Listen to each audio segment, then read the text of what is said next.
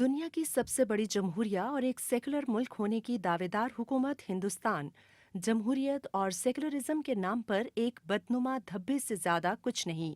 भारतीय वजीर, मुशीर और सबसे बढ़कर भारतीय मीडिया दुनिया को भारत की ऐसी तस्वीर पेश करता है कि जैसे भारत जैसा अमन पसंद मुल्क दुनिया में दूसरा है ही नहीं। यहाँ पर अक़लियतें निहायत महफूज हैं और हर तरफ अमन ही अमन है। इसीलिए भारत दुनिया को अमन और इंसानी हुकूक के तहफ़्फ़ुज़ और मजहबी रवादारी का सबक सिखाता रहता है। ये है मोदी का भारत, जहां गरीब मुसलमानों को ज़बरदस्ती राम राम के नारे लगाने पर मजबूर किया जाता है, तशद्दुद किया जाता है। क्योंकि भारत में सब कुछ बहुत अच्छा है।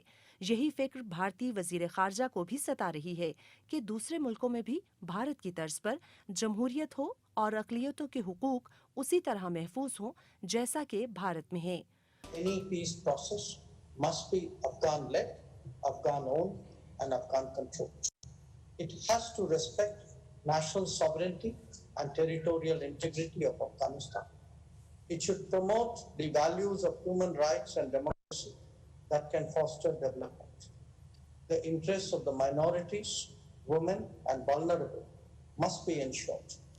And most important, the issue of violence across the country and its neighborhood has to be effectively addressed. The rising levels of violence cannot be allowed to continue, and like others, we support an immediate comprehensive ceasefire. Mohammad अखलाक को इंतहा पसंद हिंदुओं ने गाँव कुशी के इल्ज़ाम में तशद्दुद करके कत्ल कर दिया और ऐसे कई वाक़यात पेश आए, लेकिन मजलूम को इंसाफ मिलना तो दरकिनार, उल्टा उन्हें ही जेल में डाल दिया जाता है। नवाही दिल्ली के मोहम्मद अखलाक को हिंदू शिद्दत पसंदों के एक हुजूम ने पीट पीट कर मार दिया था। इसके बाद कई और मुसलमान भी गौकुशी के इसी इल्ज़ाम में कत्ल किए जा चुके हैं।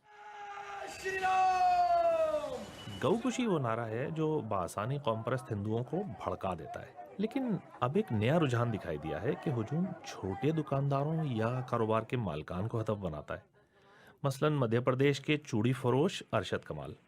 वैसे वो खुशकिस्मत रहे कि जान तो बच गई। बज़ाहिर मकसद ये दिखाई देता है कि ऐसे हालात पैदा कर दिए जाएं जहां मुसलमान मकामी मईशत से ही कट जाएं। तकरीबन तमाम वाक़यात में जिम्मेदारों को तो क्या सज़ा मिलती, अरशद कमाल और कुछ दूसरे वाक़यात में तो उल्टा निशाना बनने वाले ही जेलों में डाल दिए गए। भारत में अक़लियतें, ख़ास तौर पर मुसलमान, किस हद तक महफूज हैं, BBC की इस रिपोर्ट में खुद मुलाहिज़ा फरमाएं।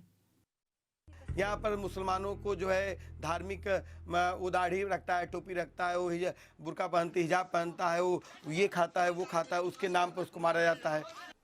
हिंदुस्तानी जो मुसलमान है वो एक तरीके से नहीं बल्कि 3 तरीके से वो परेशान होता है। इसको हम कहते हैं पॉलिटिकल साइंस की लैंग्वेज में ट्रिपली मार्जिनलाइज। पहले वो मार्जिनलाइज होता है और परेशान होता है चूंकि वो गरीब है, दूसरी वजह से वो मार्जिनलाइज होता है क्योंकि वो अक़लियत है, और तीसरी वजह से वो मार्जिनलाइज हो रहा है क्योंकि जो मेजॉरिटेरियनिज्म है उसका जो प्रेशर है वो हमारे डेमोक्रेटिक इंस्टीट्यूशंस को कमज़ोर कर रहा है। तो अगर आप मुझसे शॉर्ट आंसर मांगेंगे तो मैं कहूँगी कि बेशतर मुसलमान गैर महफूज महसूस कर रहे हैं। और जब हम भारत के गैर कानूनी मकबूजा कश्मीरियों की बात करते हैं तो उनका तो जुर्म ही नाकाबिले मुआफ़ी है, क्योंकि एक तो मुसलमान हैं और दूसरा ये कि वो भारत से आज़ादी मांगते हैं। भारत किसी भी तरह अपने कब्जे को छोड़ने को तैयार नहीं और अपने नाजायज़ कब्जे को द्वाम बख्शने के लिए कश्मीर में जुल्म व बर्बरियत का बाजार गर्म किए हुए है। भारत कश्मीर में न सिर्फ इंसानी हुकूक की शदीद खिलाफ वर्जियाँ कर रहा है, बल्कि कश्मीरियों की नस्लकुशी करके जंगी जराइम का भी मुर्तकिब हो रहा है।